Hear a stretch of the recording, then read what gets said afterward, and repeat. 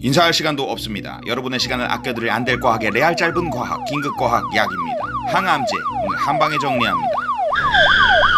2차 세계대전을 승리로 이끈 미국의 루즈벨트 대통령, 고혈압에 의한 뇌출혈로 사망. 퀸의 전설적인 보컬 보헤미안 랩소디 프레디 머큐리 에이즈로 사망. 이들의 운명을 바꾼 고혈압과 에이즈, 이제는 약으로 관리가 가능한 시대가 왔습니다. 이렇게 인류가 약을 개발해서 하나둘 질병을 정복하던 이때 등장한 강력한 녀석, 바로 암입니다. 최근 10년간 압도적인 사망 원인 1위 암. 매년 갈수록 더 많은 사람의 생명을 앗아가고 있습니다. 인류와 암의 전쟁 과연 어떻게 될까요? 지피지기면 백전백승. 1960년대 과학자들은 암을 때려잡기 위해 암이 어떤 녀석인지를 파악했습니다.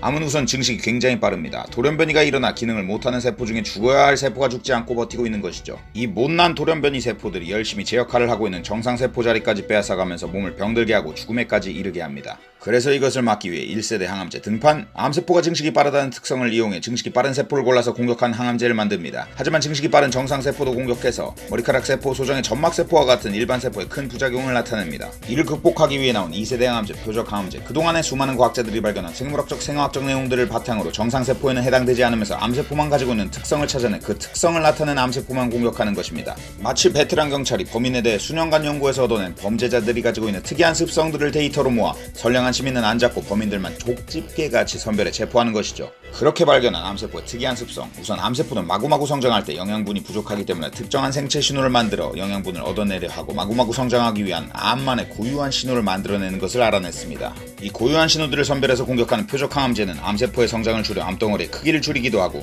암 주변에 영양 보급로인 혈관을 만들려는 신호를 찾아 공격을 해 혈관이 줄어들어 암세포의 보급로를 끊어 성장과 진행을 늦춥니다. 이때 이 신호들은 암세포에만 있기 때문에 정상세포들은 거의 공격을 받지 않게 됩니다. 이렇게 세상에 처음으로 나온 표적 항암제, 마법의 단원, 글리백 등판. 2001년에 나온 글리백은 만성 골수성 백혈병 환자들의 삶을 완전히 바꿨습니다. 1982년 이전 침년 생존율이 불과 8%에 불과했던 만성 골수성 백혈병. 그러나 2001년 이후 글리백을 필두로 10년 생존율이 무려 92%에 달하게 됩니다. 이후 수많은 표적 항암제가 여러 회사에 의해 개발되며 사람들의 삶을 송두리째 바꿨습니다. 하지만 표적 항암제도 한계가 있었습니다. 암세포가 생명은 아니지만 마치 생명같이 강력했습니다. 특정 암세포만 갖는 고유한 특성을 발견해서 그것들만 선택적으로 공격해서 죽였지만 화력이 약하고 전혀 반응을 안 하는 암도 있었습니다. 또 다른 한계는 암덩어리 안에 암세포의 종류가 한두 종류가 아닌 것입니다. 마치 경찰이 범죄 조직을 잡으려 총을 들고 있는 범인만을 골라 잡았지만 두뇌파, 행동파, 기술자 등이 한 덩어리의 조직 내에 다양한 역할을 하고 있는 것입니다. 암덩어리도 여러 특성을 가진 암세포가 동시에 있고 이 암세포들의 분포도 사람 개개인마다 달라서 같은 병에 같은 약을 써도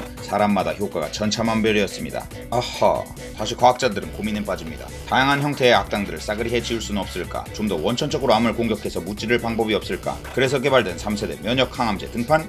우선 면역이 무엇이냐? 우리 몸에 쳐들어온 적과 싸우는 방어체계입니다. 암세포는 우리 몸에서 비롯되었으나 비정상적인 세포입니다. 정상적인 면역세포는 우리 몸을 방어하기 위해 비정상적인 적군 암세포를 공격합니다. 그렇다면 우리 몸의 방어체계 면역세포를 강하게 한다면 두뇌파, 행동파, 기술자, 그 어떤 다양한 암 조직이 나타난다 해도 다 무찌를 수 있지 않을까요? 이게 바로 면역항암제의 기본 아이디어입니다. 그런데 실제 상황에서는 암세포가 꼼수를 부리는 것입니다. 자기 주변에 있는 면역세포에게 위조신분증을 보여주어 나 같은 편일세? 면역세포가 암세포를 잘 공격하지 못하게 하는 것입니다. 꼭 암세포는 면역세포로부터 공격을 강하게 안 받고 다시 무럭무럭 자라는 겁니다. 그래서 이 위조신분증을 차단시킨 게 바로 면역항암제입니다. 이 면역항암제가 얼마나 핫한가 하면 2013년 사이언스지 올해의 연구 면역항암제. 면역항암제 개발에 실마리가 된 연구를 한 과학자 제임스 앨리슨과 혼조 타스쿠 2018년 노벨 생리의학상 수상. 실제 개발된 면역항암제 옵티보 키트루다 디센트릭 바벤시오. 이 약을 만든 모든 기업들 모두 주가 떡상. 실제로 벌써 많은 환자들이 혜택을 누렸습니다. 미국 39대 대통령 지미 카터 향년 91세에 피부 흑색종이 걸려 암이 전이되고 말았습니다. 하지만 면역항암제를 쓴 결과 암이 완치돼서 아직까지 살아계십니다. 미국 32대 대통령 프랭클린 루즈벨트 63세에 고혈압에 의한 뇌졸중으로 사망. 미국 39대 대통령 지미 카터 91세임에도 암 완치. 불과 70년 만에 일어난 변화입니다. 사실 면역에 관여하는 약을 만든다는 것은 모든 질병에 싸울 수 있는 무기를 얻는 셈이기 때문에 노벨상과 주가가 입증하듯이 엄청난 발견이라 할 수 있습니다.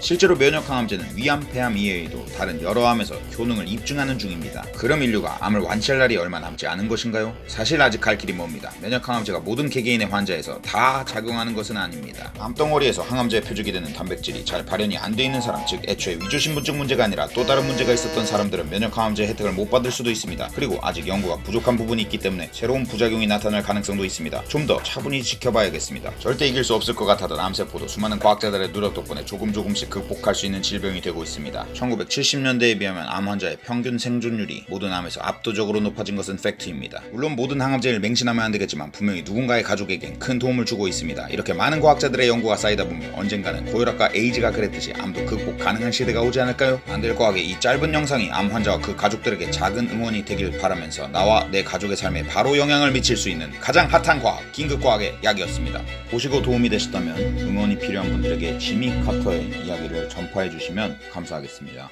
And an MRI showed that there was a cancer or growth, a tumor on my liver. When I went this week, they didn't find any cancer at all. So I have good news.